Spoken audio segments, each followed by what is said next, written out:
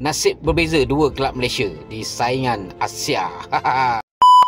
Assalamualaikum guys. Nasib berbeza lah yang dilalui kelab JDT dan juga Selangor FC. JDT memang momentum tengah baik, menang bergaya, game cantik, tempo laju, intensity tinggi, berkualiti, jaringan-jaringan menarik lah. Tu JDT. Lepas musim lepas menang bergaya 3-0, kali ni menang lagi di SSI. So tak ada masalah lah tu.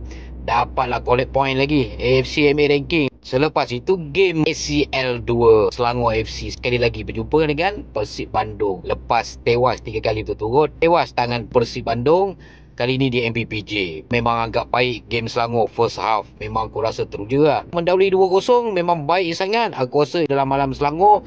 Dan masuk second half macam biasa, penyakit Selangor lepas leading terus lesu, long lie bertahan. Persib Bandung comeback, kalah 3-2 dan rugilah aku rasa. JDT dapatkan 6 poin dan kekalahan Selangor tu sebenarnya rugi, kena potong poin balik.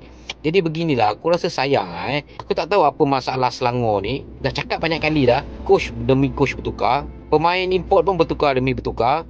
Agak okey lah dalam Liga Malaysia, tetapi main Asia musim ini agak drop momentum. Aku rasa antara rekod paling teruk Selangor FC. Kalah pula di MPPJ, stadium keramat dia orang. Disingkirkan Persib Bandung, singkir satu hal, kalah agak mengecewakan. Keeper si Izhan sendiri menangis. Yang paling mengecewakan pengurusan Selangor. Selepas kalah, dah lah tersingkir dari saingan. Pengurusan pun tak nampak jumpa penyokong, jumpa Atras. Yang pergi berjumpa Faizal Alim.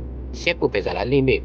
Dia bukan pengurusan. Ini yang tak kena. Aku teringat waktu TMJ kritik, menegur sebelum ni, ramai penyokong-penyokong Selangor pun tak suka dengan teguran. Tapi akhirnya nampak sekarang kita boleh salahkan pengurusan Selangor sebenarnya. Kalau tak CEO, pengarah teknikal. Ini yang bermasalah. Tetapi bertahun-tahun selepas diswastakan, piala domestik satu pun tak ada. Saingan Asia tak lepas pun peringkat 16, tersingkir peringkat kumpulan, tetapi tetap duduk di kursi empuk. Fikir-fikirkanlah. Aku rasa kalau ramai yang bersetuju dengan teguran TMJ, bersepakat mendesak pengurusan Selangor, aku rasa akan jadi lebih baik. Sebab Selangor punya level bukan di tahap ini. Sepatutnya Selangor berada selevel dengan JDT. Dan sayang, wakil Malaysia dah tersingkir. Mengharapkan skuad JDT, kelab JDT untuk collect point. Bagi sokonganlah pada skuad JDT ni supaya musim depan dapat lagi 2 atau 3 pasukan untuk berada dalam saingan Asia. Itu saja guys.